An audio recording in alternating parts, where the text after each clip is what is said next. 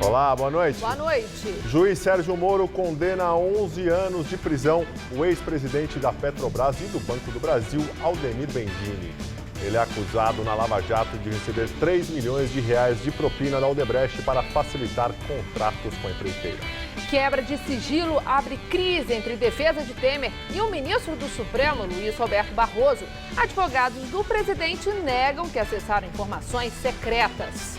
A Polícia Federal investiga a compra de tablets pela Secretaria de Saúde de Marília, no interior paulista. O preço do equipamento de informática chegou a custar mais de 70% do que o custo no mercado. O Ministério da Saúde afirma que a compra de remédio cubano para tratar doença renal foi superfaturada e a transferência de tecnologia para produzir o medicamento no Brasil não foi feita. O movimento do Sem Terra invade a fazenda do ex-coronel João Batista Lima Filho, da PM Paulista. É a terceira vez que as terras do amigo de Temer, suspeito de corrupção, é alvo dos manifestantes. A Câmara dos Deputados pagou despesas de 12 parlamentares petistas que foram ao julgamento em Porto Alegre.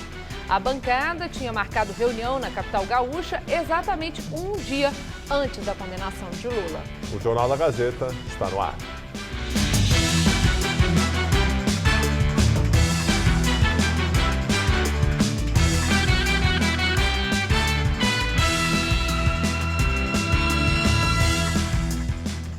A campanha de vacinação contra a febre amarela foi ampliada em bairros das zonas sul e leste de São Paulo. De acordo com os últimos balanços, 90% do público-alvo já recebeu a dose do estado, mas na cidade este índice cai para 40%. Na UBS do Itaim Bibi, a cota é de 200 senhas por dia, metade para o período da tarde. O limite é para não comprometer os outros serviços do posto. De manhã não tinha fila. Tranquilo, super. Não tinha fila, só preenchi os dados ali e fui para tomar. Ninguém na sua frente? Ninguém. Faltou divulgação, né? Porque eu passo todo dia que outro dia eu passei, tava aquela fila enorme e tudo, até desisti. Mas hoje eu passei aqui só para pedir informação, que eu não havia tomado, né? Ela falou, não tem fila, pode aproveitar. Aproveitei e tomei, fácil. Além do Itaim, também o Morumbi foi incluído na campanha contra a febre amarela, depois que macacos mortos pela doença foram encontrados em fevereiro na Redondeza, em Santo Amaro e Campo Belo. No bairro, 2 UBSs passaram a oferecer a dose fracionada, Real Parque e Meninópolis. Também por causa da descoberta de um macaco contaminado no Parque do Carmo, a vacinação na Zona Leste foi estendida até a Vila Matilde. Então a campanha atinge agora 46 dos 96 distritos da capital. Na última sexta-feira, as autoridades prorrogaram a campanha de vacinação até o dia 16 de março, na cidade de São Paulo e em outros 53 municípios do estado, porque o índice de imunização não atingiu o esperado. Desde 2017, 286 pessoas foram contaminadas pelo vírus da febre amarela silvestre. Dessas, 102 morreram. A maioria contraiu a doença em Mairiporã e Atibaia. A capital teve 8 doentes e 4 mortes. O Ministério da Saúde afirma que compra de remédio cubano para tratar doença renal foi superfaturada. De acordo com a área técnica, a transferência de tecnologia para produzir o medicamento no Brasil também não foi feita. As informações são do jornal Folha de São Paulo. A reportagem do jornal ressalta um trecho de um documento enviado pela pasta ao Tribunal de Contas da União, que diz que após 14 anos de formalização do termo de cooperação Brasil-Cuba, o Instituto Biomanguinhos Fiocruz apenas realiza o envasamento dos produtos importados de Cuba, sem nenhuma demonstração de transferência de tecnologia. Resta claro o superfaturamento de preços por parte de Biomanguinhos Fiocruz ao longo dos anos. De acordo com a Folha, o Ministério da Saúde apontou ainda que os preços praticados por Biomanguinhos Fiocruz foram subindo ao longo dos anos, quando deveria ter ocorrido o contrário, à medida que a tecnologia fosse sendo compartilhada. Em 2016, o governo de Michel Temer decidiu comprar a alfa-epoetina no mercado privado. Em licitação em novembro do ano passado, o frasco mais comprado da substância saiu por R$ 11,50, abaixo dos R$ 16,81 que começaram a ser pagos em 2005 para Cuba e que subiu para R$ 23,86 em 2016, mas que depois da licitação foi reduzido para R$ 11,49, um centavo abaixo do preço obtido no pregão. O TCU suspendeu a licitação e o Instituto Biomanguinhos continuou fornecendo para o governo. O julgamento sobre o assunto ainda está em andamento no tribunal. O Ministério da Saúde afirma que quebrou a exclusividade da compra do remédio produzido pelo laboratório. Com isso, houve queda significativa no preço. A aquisição por pregão eletrônico gerou uma economia de mais de 136 milhões de reais. A pasta diz ainda que até 2019 vai investir 50 milhões na transferência da tecnologia. O Instituto Manguinhos Fiocruz ainda não se manifestou.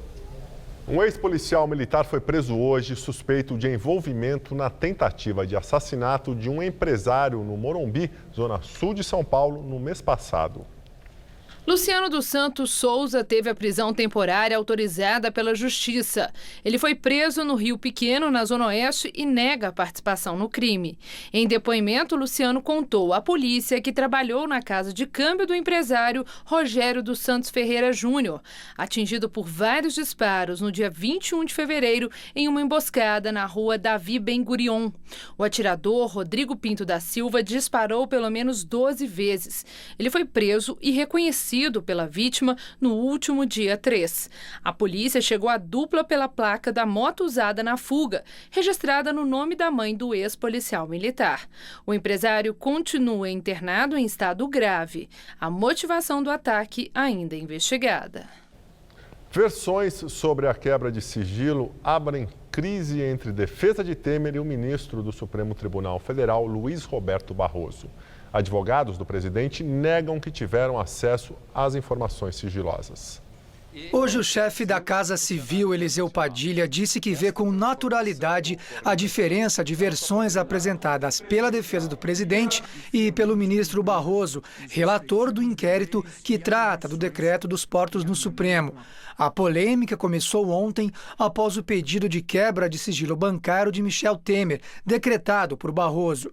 O ministro do Supremo disse que as informações do inquérito, que já estavam em poder dos advogados, eram sigilosas. Hoje, em documento enviado a Barroso, a defesa de Temer negou que teve acesso às informações sob sigilo. Os advogados disseram que os dados foram obtidos no site do Supremo Tribunal Federal, aberto a todo e qualquer cidadão. A quebra do sigilo bancário é referente ao período de janeiro de 2013 a junho de 2017. Na época, Temer era vice de Dilma Rousseff. O presidente é investigado no inquérito que apura a suposta propina na edição, em maio do ano passado, do Decreto dos Portos. De acordo com as investigações, a empresa Rodrimar, que atua no Porto de Santos, teria sido beneficiada. O presidente e a empresa negam as denúncias. A investigação foi aberta em setembro do ano passado, com base nas delações de Joesley Batista, dono da JBS Friboi, e de Ricardo Saldi, ex-executivo do Grupo Frigorífico. Ontem, o ministro Luiz Roberto Barroso já havia determinado que o vazamento fosse investigado. Hoje, ele voltou a falar sobre o assunto. Durante uma rápida conversa com os jornalistas na entrada da sessão no Supremo Tribunal Federal, Barroso reiterou que a quebra de sigilo era, sim, sigilosa. Sigiloso. As palavras perderam o sentido no Brasil. Dependendo da resposta, não posso falar. O pedido de investigação do vazamento foi encaminhado à Polícia Federal. Não há prazo para que a apuração seja concluída. O Banco Central informou que, se Temer quiser mostrar sua movimentação bancária à imprensa, como disse na segunda-feira, terá que imprimir os extratos. A autarquia disse que não tem acesso a esses documentos, que devem ser pedidos diretamente nas agências onde o presidente tem conta. O presidente Temer se reuniu hoje com os prefeitos de capitais para tratar de segurança pública. O encontro no Palácio do Planalto foi para pedir ajuda no combate à violência. Temer sugeriu que as guardas municipais tenham mais poderes. Eu acho que nós precisamos dar, se me permite a sugestão, uma função mais efetiva, mais participativa às guardas municipais. Na medida que estejam nas praças, nas ruas, diante dos colégios, né, elas estarão exercendo uma prevenção muito significativa. A reunião de hoje com os prefeitos é mais uma agenda que direciona as atenções à segurança pública, já que questões políticas como a reforma da Previdência não saíram do papel. O presidente Temer afirmou que o combate à violência é o tema fundamental do país esse ano e que as ações tomadas agora intimidam os marginais a praticarem crimes. Essas reuniões, essas mobilizações, essas movimentações chegam a quem está na marginalidade. E, naturalmente, faz com que eles se preocupem, pelo menos, em praticá-las, porque saberão que terão uma resposta muito firme, muito segura das autoridades estaduais. Na semana passada, Temer comandou uma reunião semelhante com os governadores e anunciou a criação de uma linha de crédito de 42 bilhões de reais para que estados e municípios invistam em segurança.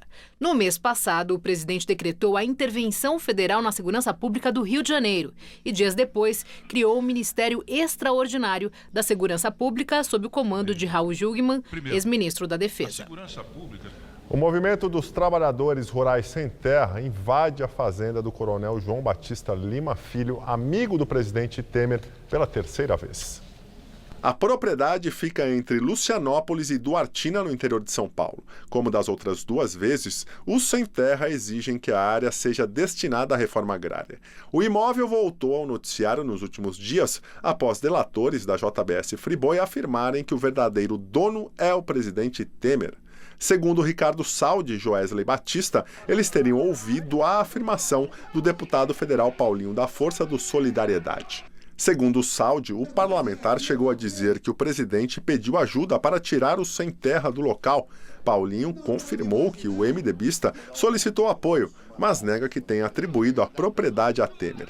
O Palácio do Planalto também desmentiu. O coronel João Batista de Lima Filho é amigo de Temer há mais de 30 anos e é alvo de inquéritos na Justiça. Ele é acusado de ser um intermediário de Temer no recebimento de propina. Os dois negam as acusações. E agora o comentário de Josias de Souza, direto de Brasília. Ele fala sobre a quebra do sigilo do presidente Temer. Na noite de segunda-feira, ao saber que o ministro Luiz Roberto Barroso, do Supremo Tribunal Federal, mandara quebrar o sigilo de suas contas bancárias, Michel Temer reagiu com destemor. Mandou dizer que ele próprio entregaria os extratos à imprensa. Antes que os jornalistas pudessem apalpar os dados de Temer, auxiliares do presidente já o aconselham a moderar sua coragem. Ah, a coragem! Estranha qualidade que costuma fugir justamente nos momentos de maior apavoramento. Informou-se que Temer requisitaria as informações de suas contas correntes ao Banco Central. O BC, obviamente, não armazena dados de correntistas. Em casos de quebra judicial de sigilo, ele é acionado apenas para avisar aos bancos que devem providenciar as informações. Temer dispõe de dois caminhos mais simples. Pode copiar os extratos na internet ou pedir aos gerentes de suas agências. Nas palavras do advogado de Temer, Antônio Mariz, está havendo uma verdadeira devassa na vida do presidente da República. Ele pergunta por que está se fazendo isso com Michel Temer? É mesmo de se perguntar por quê?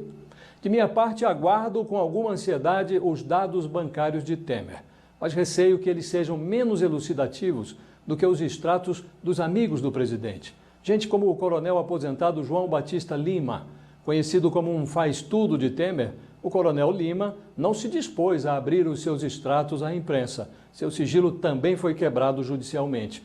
Disse que Temer está irritado. Estranho. Deveria estar felicíssimo com a perspectiva de receber um atestado de honestidade carimbado pelo Supremo Tribunal Federal. Boa noite.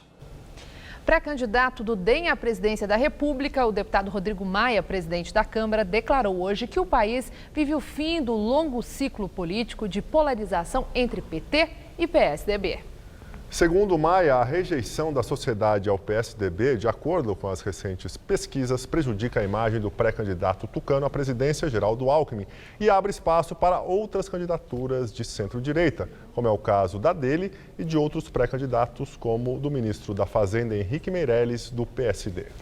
Daqui a pouco, Maria Lídia Flândula entrevista o vereador Mário Covas Neto sobre a saída dele do PSDB e as eleições deste ano. Em julgamento realizado hoje, o Supremo Tribunal Federal manteve o poder do Tribunal Superior Eleitoral de cassar o diploma de políticos condenados pela Justiça, sem a necessidade do processo percorrer antes as instâncias regionais de cada estado. Os ministros da Suprema Corte entenderam que manter a tramitação desse tipo de processo direto no Tribunal Superior Eleitoral não fere o direito de defesa dos réus e restabelece a competência original do TSE para esses tipos de casos. A discussão aconteceu por causa de um recurso impetrado no STF pelo PDT, no qual a legenda pedia que os processos para a cassação de diploma eletivo de governadores, senadores, deputados federais e estaduais começassem a tramitar primeiro nos tribunais regionais eleitorais. A justificativa é a de que são esses órgãos que expedem o diploma para que o eleito assuma o cargo. Na prática, a medida criaria mais uma instância de julgamento de casos envolvendo políticos com problemas na justiça, o que atrasaria ainda mais a decisão final sobre a cassação de mandatos pela Justiça Eleitoral. 9 magistrados seguiram o parecer do relator do processo, o ministro Luiz Fux, que acumula também a presidência do TSE. Eles decidiram pela tramitação desses processos apenas na instância superior. O único voto contrário foi o do ministro Marco Aurélio Melo, que votou pelo início dos processos de cassação de diploma nos estados. O placar final terminou em 10-1 a favor da competência do TSE. A Polícia Federal de Marília deflagrou hoje a Operação Reboot, que investiga a compra de tablets pela Secretaria de Saúde da cidade. Segundo a investigação do Ministério Público Federal, a diferença de valores na compra de produtos praticamente idênticos custou 71% a mais aos cofres públicos. A Polícia Federal cumpriu 12 mandados de busca e apreensão em 5 cidades do estado: Marília, Osasco, São Caetano do Sul, 7 Barras e São Paulo. A operação investiga a compra de tablets pela Secretaria de Saúde de Marília em 2016, durante a gestão do prefeito Vinícius Camarinha, no caso que ficou conhecido como o escândalo dos tablets. O Ministério Público Federal apura indícios de práticas irregulares durante o procedimento licitatório, no qual foram adquiridos 450 tablets com valor de R$ 2.400 cada um, somando mais de R$ 1 milhão, com verba do Ministério da Saúde. De acordo com as investigações, as empresas participantes do pregão seriam todas vinculadas a uma só pessoa, que possuiria relação de parentesco com um vereador de Marília, que era assessor da Secretaria Municipal de Saúde na época. Além de fraudes na licitação, as investigações apontam ainda indícios dos crimes de associação criminosa, falsidade ideológica, peculato, corrupção e lavagem de dinheiro. O ex-prefeito de Marília, Vinícius Camarinha, do PSB, afirma que não é alvo de nenhuma investigação e que na gestão dele, cada secretário possui autonomia para a contratação. E agora o comentário de política com Bob Fernandes. A expressão GAFA significa as iniciais de Google, Amazon, Facebook e Apple. Se acrescente os chineses Alibaba e Huawei. Esses gigantes vendem varejo, acessam, conhecem sentimentos, ideias, segredos e desejos de 70% da humanidade. Valor de mercado desses gigantes, mais de 4 trilhões de dólares. Referendo na Suíça, 71% dos cidadãos querem continuar financiando o sistema de mídia pública, TVs e rádios. Cada cidadão paga 392 euros por ano. Na Alemanha, pagam 210 euros ano. Na Inglaterra, 145 libras por ano. Portugal, França, Espanha, Nórdicos, Japão, mundo afora, mídias privadas e cidadãos compulsoriamente financiando mídias públicas. No Brasil, TSE, ABIN e Ministério da Defesa anunciam combate a fake news no ano eleitoral. TSE hoje, leia-se ministro Fux, A ABIN é do general Etchegóin, que manda em todo o sistema de inteligência no Brasil e manda no ministro da Segurança, Jungmann. E a defesa? O comandante do Exército, general Vilas Boas, tuitou ontem: associo-me aos argumentos do comandante da Marinha, Leal Ferreira. O almirante Leal quer um militar, não mais um civil, como ministro da Defesa. Combate a fake news no país com 14.350 emissoras de rádio, com 4.377 rádios comunitárias, que alugam horários para políticos, prepostos, etc. Combate a fake news no país que só no Congresso tem meia centena de donos de TVs e ou rádios, que tem como donos ou no controle de poderosas mídias clãs como Sarney, Collor, Lobão, Barbalho, Jucá, Alves do Henrique, Maia do Agripino, Gereissati, os Francos e os Alves em Sergipe, os Coelho em Pernambuco, a CM na Bahia, entre tantos. A Comissão Europeia de Informação e Comunicação para os Cidadãos está debatendo como enfrentar os gigantes GAFA, Google, Amazon, Face, Apple. E o Brasil, república nascida de golpe militar há 129 anos, com escassos 31 anos de democracia ininterrupta. No século XXI, o Brasil apenas assiste, sem debate público, generais, tanques guaranis, soldados e fuzis para caçar traficantes, tornados donos, patronos de comunidades pobres ou miseráveis, exatamente porque o Estado nunca se fez presente. Boa noite. O ex-presidente da Petrobras e do Banco do Brasil, Aldemir Bendini, foi condenado a 11 anos de prisão na Lava Jato. Ele é acusado de receber 3 milhões de reais de propina da Odebrecht para facilitar contratos entre a empreiteira e a Petrobras. O juiz Sérgio Moro condenou Aldemir Bendini pelos crimes de corrupção e lavagem de dinheiro. Entre abril de 2009 e fevereiro de 2015, o executivo esteve à frente do Banco do Brasil.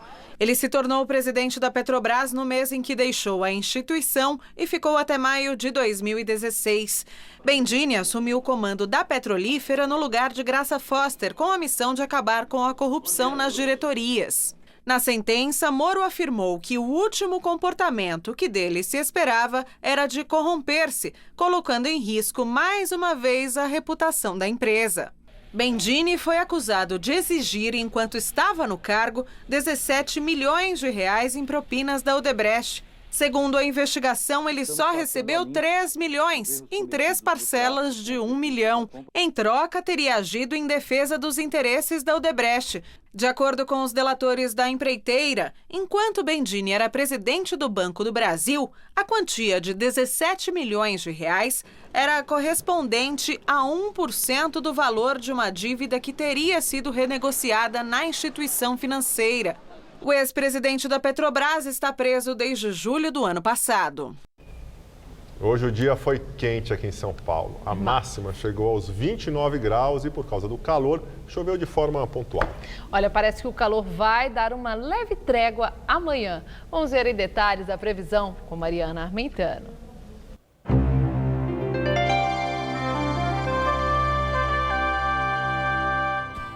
O destaque da nossa previsão é uma frente fria somada a uma área de baixa pressão que provoca chuva forte ao longo de todo o dia entre o sul e oeste da Bahia até o estado de Goiás. No litoral sul baiano, ali na região de Porto Seguro e Trancoso, o dia vai ser bem chuvoso amanhã. Também vai chover a qualquer hora entre o leste paulista e o Rio de Janeiro, mas já já a gente vê como fica o tempo aqui em São Paulo. Vamos ver aqui a nossa tabela de temperaturas? Em Porto Alegre, teremos máxima de 28 graus com tempo firme amanhã, assim como em Recife, mas por lá chega a fazer até 31 graus. No Rio, máxima de 30, com chuvas a qualquer hora. Mesma coisa em Salvador, onde pode fazer até 31 graus. Agora, no detalhe, o mapa aqui de São Paulo. Teremos muita nebulosidade que provocam chuva ao longo do dia no litoral, na região de Sorocaba e também aqui na Grande São Paulo. Mas olha, a chuva deve ser mais frequente e volumosa na costa do estado, principalmente no litoral norte. No interior, ainda faz bastante sol e as pancadas de chuva acontecem a partir da tarde. Chega a fazer até 32 graus amanhã em Ribeirão Preto e em Araraquara, 33 em São José do Rio Preto e no litoral, por causa da chuva, não faz mais que 27 graus em Santos e em Caraguatatuba. E o calor também vai dar uma trégua aqui na capital, viu? Nessa quinta-feira, teremos mínima de 19, máxima de 26, com chuva fraca a qualquer hora. Na sexta, já faz até 28 graus, com pancadas mais a partir da tarde. E no sábado, volta a fazer 29 graus por aqui. Referência cultural, a Galeria do Rock, no centro de São Paulo, mantém em sua cobertura um lugar que destoa da agitação dos demais andares.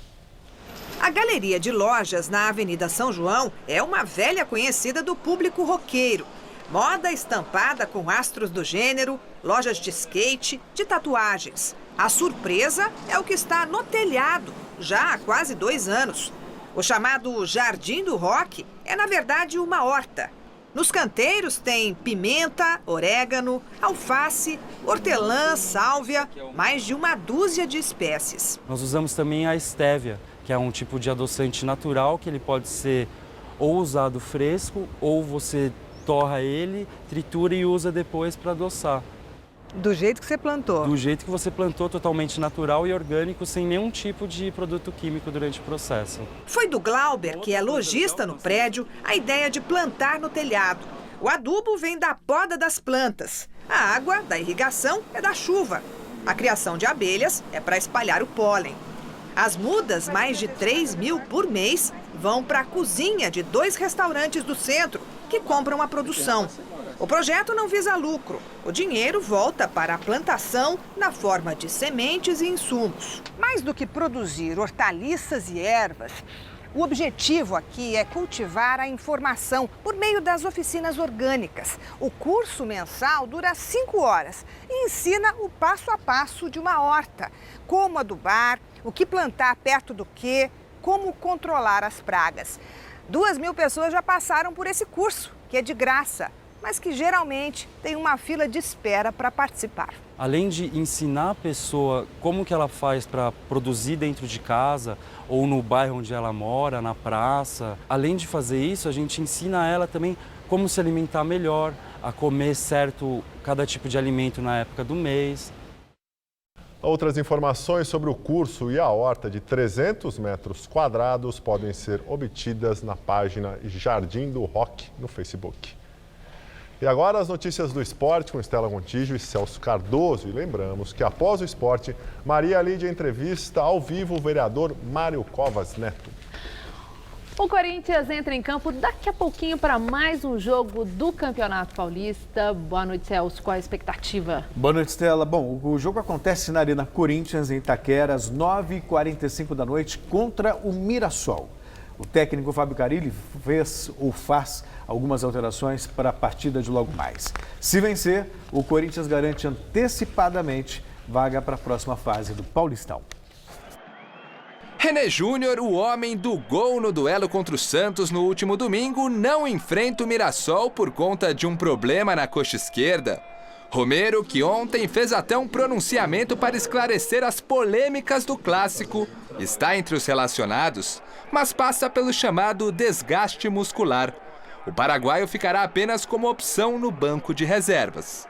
E sem esses 2 jogadores e sem o volante Gabriel suspenso pelo 3º cartão amarelo, o Corinthians encara o Mirassol com 3 novidades na equipe titular, incluindo 2 estreias. Uma delas é a de Sid Clay na lateral esquerda, já que Maicon será deslocado para o meio-campo. A outra é a do volante Ralf, reestreando pelo clube. Feliz com o retorno.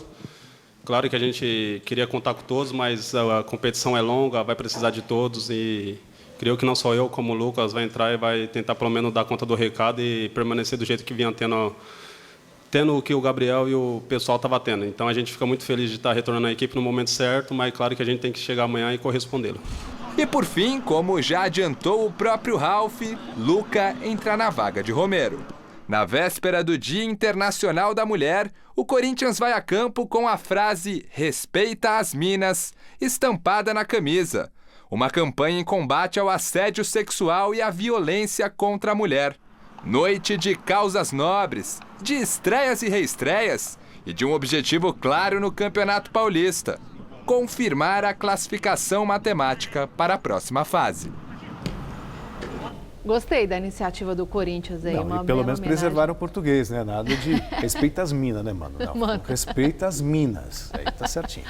Tá certo, Celso. E foram conhecidos hoje outros 2 classificados para as quartas de final da Liga dos Campeões da Europa. Depois do Liverpool, que garantiu classificação ontem ao lado do Real Madrid, hoje foi a vez da Juventus da Itália e do Manchester City avançarem. No estádio do Wembley, em Londres, a Juventus venceu o Tottenham de virada por 2-1 e se classificou. Já em Manchester, o City de Guardiola perdeu para o Basel da Suíça por 2-1, resultado surpreendente. Mas como venceu o jogo de ida por 4-0, garantiu vaga para as quartas de final. Eu ia falar dessa derrota do Manchester City. O que você achou? Já estava classificado, com a folga de quem venceu por 4-0. Estava tranquilo, Nada então. que preocupe. Mas, obviamente, foi surpreendente, né? Ainda mais o Manchester, que começou bem o jogo, fazendo gol com o Gabriel Jesus, gol brasileiro. O que foi mais surpreendente ainda foi a vitória da Juventus, fora de casa por 2-1.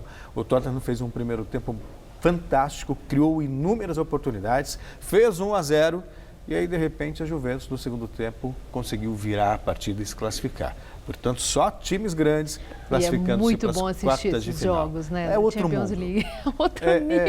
É outro mundo da bola. Os times são taticamente mais disciplinados, os jogadores também são os melhores do mundo que lá jogam. Então, por tudo isso, é um espetáculo fantástico, claro, associado à organização do torneio, que também é fantástica. Tá certo, Celso. Uma boa noite para você. Boa noite, até amanhã. Obrigada. É com você, Gabriel. Em Carapicuíba, na Grande São Paulo, uma aldeia com 20 casas de taipa guarda um pedaço da história dos jesuítas no Brasil.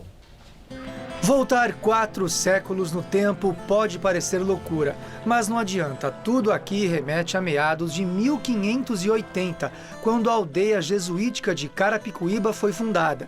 As 20 casinhas geminadas são legado do padre José de Anchieta para levar o catolicismo aos índios que já habitavam essas terras. Na época do desbravamento, então tínhamos os bandeirantes que encaravam os sertões por aí para poder abrir as fronteiras do Brasil na época. E aí a história da aldeia se confunde realmente com a história do próprio país, né? A história também mostra que houve resistência. Muitos índios fugiram da doutrina religiosa, alguns até foram mortos. O fato é que a aldeia é a única das 12 erguidas pelos jesuítas que ainda está de pé. Muito se deve ao acesso mais difícil, a cerca de 23 quilômetros do Marco Zero da capital. Durante uma prosa na janela, a Dalva conta que a casa da família foi construída em 1769 pelos antepassados. A estrutura é de taipa com pilares de madeira e barro. E apesar de ter estudado e trabalhado em São Paulo, a Dalva não troca essa vida por nada. Estou acostumada assim. Aqui a gente acorda de manhã, tem a época da sabiá, que tem todo esse romantismo, né? Tem os macaquinhos que a gente vê todos os dias, tem pássaros, é uma maravilha. Sabe aquela sensação de estar num lugar e ter a impressão que o tempo parou? Pois é, aqui certamente é um desses locais. E não é só pela arquitetura das casas antigas ou pelo silêncio, já que só se ouve o som dos pássaros. É que a vida tem realmente outro ritmo. Assistir a uma missa aqui é estar de frente a um altar original do século XVIII. Maria de Fátima passou a morar do ladinho da igreja ainda menina e também diz que daqui não sai. Aqui era pouco habitado, nós tínhamos assim um vizinho só, que era o vizinho que morava perto da minha, que era o dono da minha casa, que ele morava em frente. E tinha muito pouca gente habitada. Hoje, a capela e a cruz no meio da praça principal fazem parte do grande ponto de encontro de turistas e moradores. Mas talvez nem o fundador da aldeia, Padre Anchieta, fosse capaz, lá atrás, de pensar que a igrejinha que parou no tempo ainda mexeria com o imaginário de muita gente aqui do futuro. Pessoas até de posse vêm aqui para marcar um casamento aqui, por exemplo. Pessoas que comemoram aniversário de muitos anos, que casaram aqui, aí vem comemorar aniversário também, eles pedem para que a gente marque uma missa. E vem a família inteira, já recebemos família que a gente não sabe nem de onde que veio.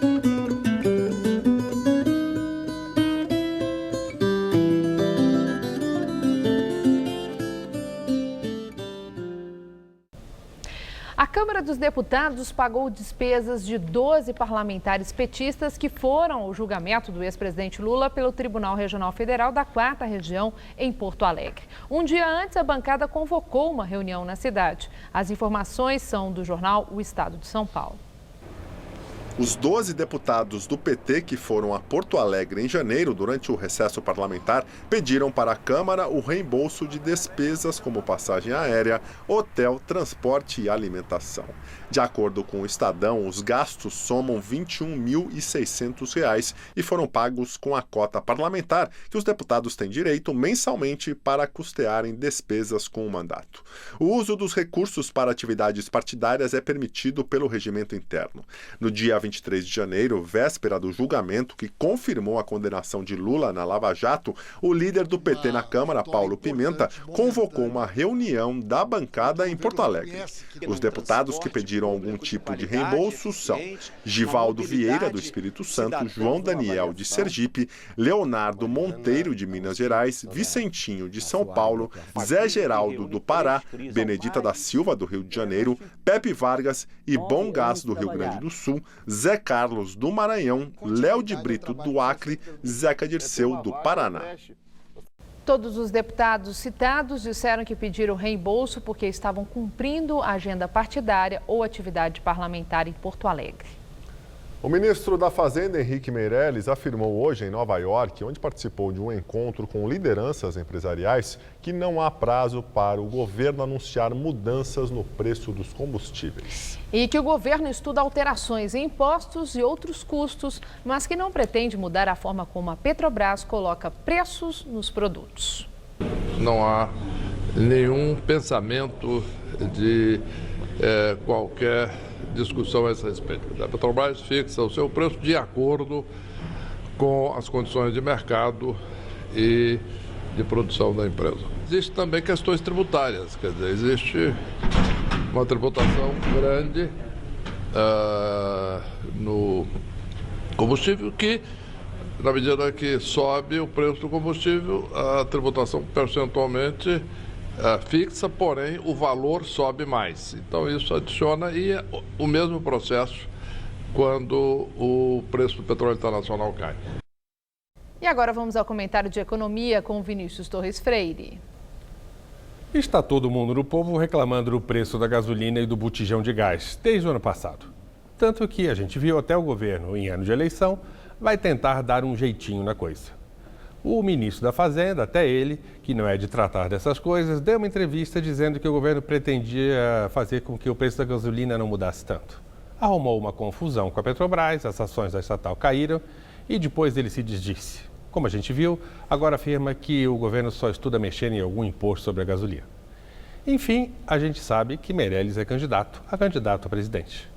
Mas quem tem culpa pelo preço da gasolina, que subiu mais de 13% em um ano?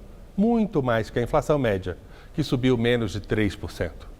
A Petrobras diz que fica só com parte da gasolina que é vendida nos postos, com parte do preço. É verdade, fica com bem menos de 1/3 do preço da gasolina na bomba. E o resto? A maior parte é imposto.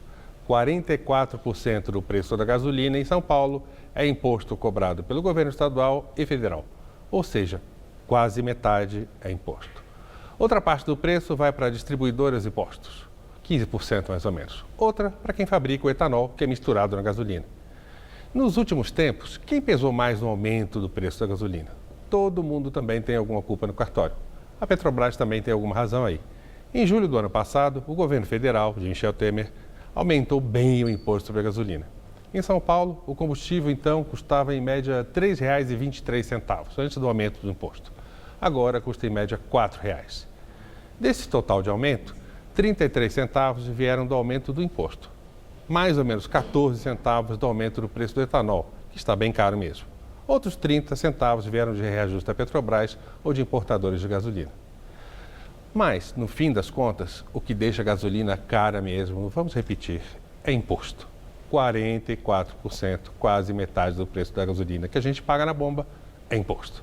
Como o governo está quebrado, vai ser difícil ver mudança de preço por aí. Mas, como é ano de eleição, nunca se sabe, certo? Boa noite.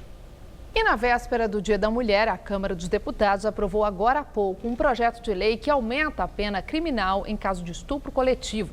O texto também torna crime o assédio sexual, além de divulgação de cena de estupro. As penas variam de 1 a 5 anos de prisão.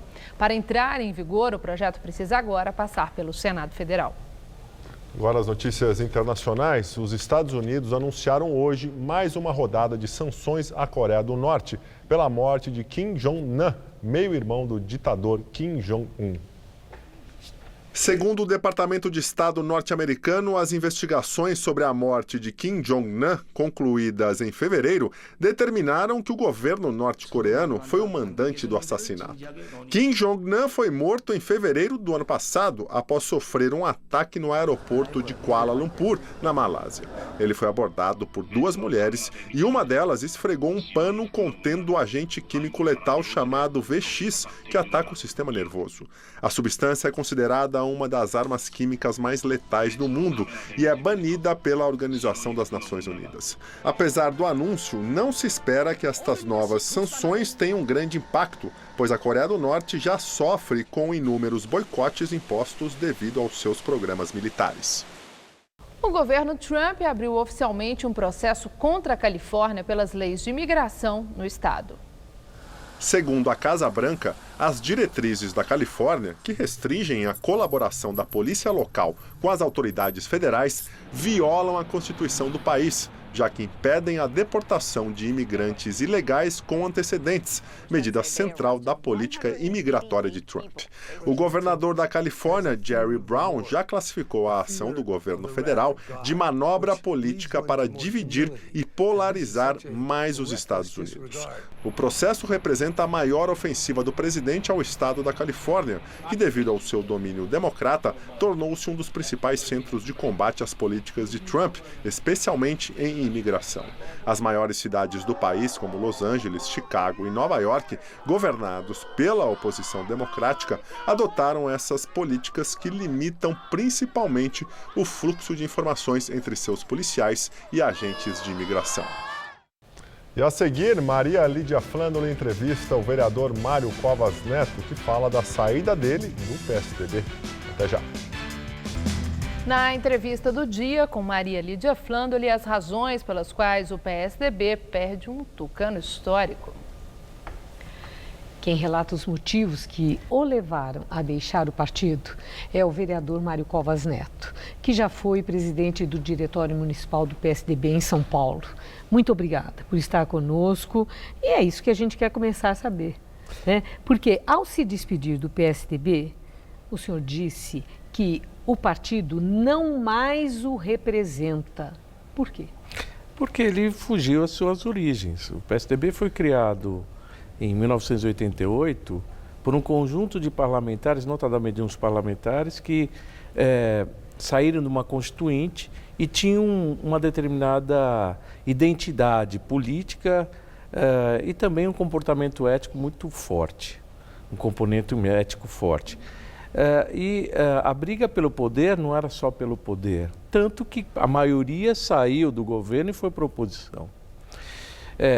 Aquele sentimento e um sentimento de vida democrática interna era tão intenso que no seu primeiro ano o partido teve, alternando a presidência do partido, a cada 2 meses um presidente diferente. Exatamente para ser um partido sem donos e um partido aberto. E mudou em que sentido? Hoje o partido não tem mais essas lideranças. Hoje ele tem donos. Hoje a liderança, ela indicava o caminho, os donos determinam os caminhos. Acho que muitas coisas aconteceram, muitos episódios concretos, por exemplo, no caso do senador Aécio Neves. Presidente nacional do partido cometeu aquela lambança total e o partido não tomou nenhuma atitude contra esse tipo de comportamento. O senador Aécio Neves saiu por conta própria, pediu licença. E ainda assim, no período de licença, teve um momento que ele retornou ao partido para fazer uma determinada coisa e saiu de novo. Ainda assim, durante esse período, ele esteve em reuniões com o presidente Michel Temer, falando em nome do PSDB. Já coisa de uns 15 dias atrás, eu tive o desgosto de ver o governador Geraldo Alckmin, em Brasília, em várias conversas, entre as quais com o senador Aécio Neves. Eu acho esse tipo de comportamento completamente contraditório com a origem do PSDB. Você, por exemplo, quando o PSDB não consegue ter unidade interna para uma reforma da Previdência, para a votação da reforma da Previdência, que é algo que o PSDB defendeu sempre historicamente isso, mostra que ele está sem unidade interna, ele está sem um processo de discussão até para renovar as suas bandeiras. Ele não faz mais isso. Agora, é interessante, o senhor nunca foi um político de baixar a cabeça, de dizer sim, senhor. A sua relação no PSDB teve momentos assim, não era um mar de rosas, em que não era. Agora, qual foi a gota d'água para tomar essa decisão, que é radical, sair do partido? Bem, desde a minha campanha eleitoral, há 5 anos atrás, do meu primeiro mandato, eu sempre defendi que o PSDB devia voltar às suas origens. Durante esse período, eu exerci o cargo de vereador e, como presidente municipal do partido, eu procurei fazer isso. Nós fizemos uma prévia partidária aqui, que proporcionou a vitória do João Dória, quando, se não tivesse a prévia, ele não seria prefeito de São Paulo. Certamente ele não seria o escolhido. E a coisa foi tão intensa e tão correta, que permitiu que ele ganhasse a eleição no primeiro turno. O problema, então, foi João Dória? Agora, a gota d'água? A gota d'água foi. João Dória. Não, foi uma decisão política do governo, não sei se exatamente João Dória, mas quem controla a articulação política. Se ele delega a alguém, esse alguém toma as decisões por ele, eu não sei. Mas a decisão foi uma decisão de governo. Eu acabei sabendo pelo rádio de que eu seria destituído da presidência da Comissão de Constituição e Justiça da Câmara Municipal, porque eu não era alguém, não me lembro o termo exatamente, mas alguém que não era fiel, ou que entrava em choque com o prefeito, o que é absolutamente falso, porque todos os projetos que o governo levou para a Câmara, não tem nenhum que eu tenha votado contra. Eu me rebelaria outra vez, foi com a atitude do presidente da Câmara de fazer com que a discussão fosse muito mais rápida do que deveria ser. E veja, todos os projetos aprovados naquela rapidez, e nenhum deles a coisa se concretizou até hoje. Não houve nenhuma privatização e nenhuma concessão. Não justificava aquela pressa toda. E o governador Geraldo Alckmin aceitou resignado essa saída do partido? Porque vocês tinham uma relação muito próxima. Continuo tendo uma relação muito boa com o governador, mas eu tive com ele, antes de anunciar a minha saída, já por conta da saída, e disse as minhas razões. Ao longo dos últimos tempos, eu percebi o seguinte: a minha voz não ecoava mais internamente.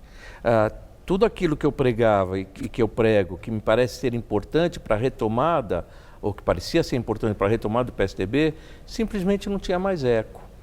Mesmo em relação ao governador Geraldo Alckmin, que por contingências acabou virando presidente nacional do partido e que poderia, em algum momento, ter um comportamento um pouco diferente. Mas eu acho que até pela personalidade dele, que é um sujeito conciliador, é um sujeito que tende a ter uma postura muito mineira, de esperar as coisas acontecerem, de não intervir diretamente, talvez isso tenha proporcionado o resultado que foi. Não sei. A turma de Pinda não gostou dessa história de que ele tem uma postura muito mineira, hein? Não, mas eu acho que sim. E eu conheço ele, conheço o primo dele, que é um advogado brilhante lá em Brasília, e que eles têm toda a característica de mineiro. Bom, agora prosseguindo, qual é seu destino político?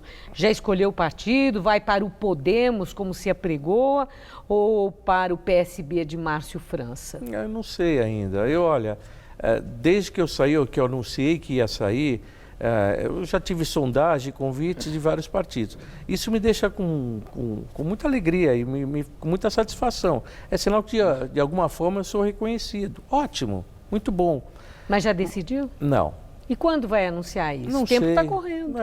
E o ano é eleitoral. Mas eu posso ser candidato ou não candidato.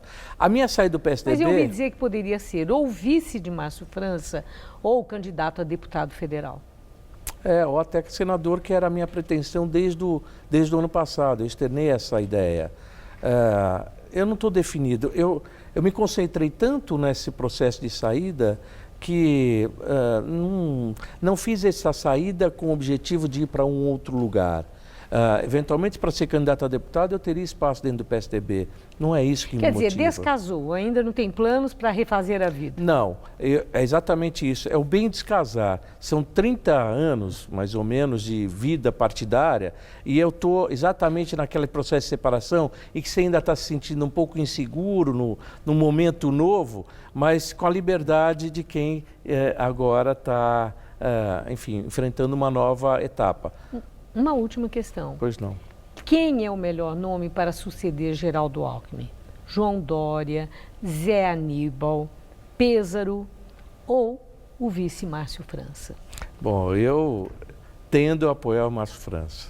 Márcio França. Eu tendo a apoiar. E esse nome é bom também para Geraldo Alckmin, para a candidatura de Geraldo Alckmin? Seria melhor, à presidência? acho que sim, mas seria muito melhor se o PSDB tivesse a grandeza e a inteligência de poder apoiar já de cara o Márcio França, porque, veja, daqui a 4 anos ele sai do governo e o vice dele vai assumir o governo. Se o PSDB tivesse feito uma aliança com ele, daqui a 4 anos ele estaria de novo no governo. Hoje não é mais assim. Mais ainda, o PSB nacional, que hoje não tem candidato e que demonstra que não apoiará Geraldo Alckmin, poderia apoiá-lo. E faria uma candidatura do Geraldo Alckmin ter mais consistência para ganhar a eleição presidencial. Infelizmente, isso não foi possível. Agora, o PSDB está discutindo internamente quem é o seu candidato. Eu espero que ele escolha um bom candidato, mas, nesse momento, na minha saída do PSDB, eu estarei provavelmente com um candidato no partido que eu for entrar. Se eu não entrar em nenhum partido, aí eu vou escolher entre os candidatos possíveis aquele que vai ser da minha preferência. Muito obrigada por sua entrevista. Uma boa noite e muito boa sorte. Muito obrigado. Gabriel.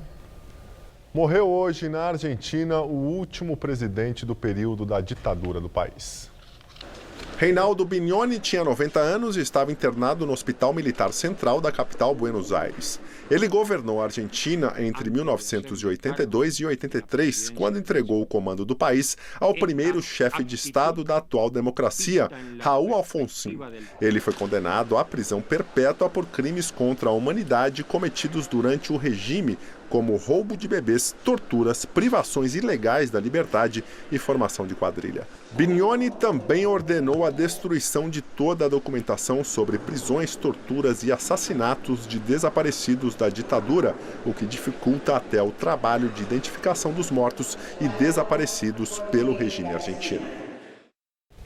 O Jornal da Gazeta termina aqui. A edição de hoje pode ser vista no site do Jornal da Gazeta. Mais notícias em nossa edição das 10 com Gabriel Cruz e Juliana Verboni, né, Gabriel? Isso mesmo, eu te espero 10 horas. Até já.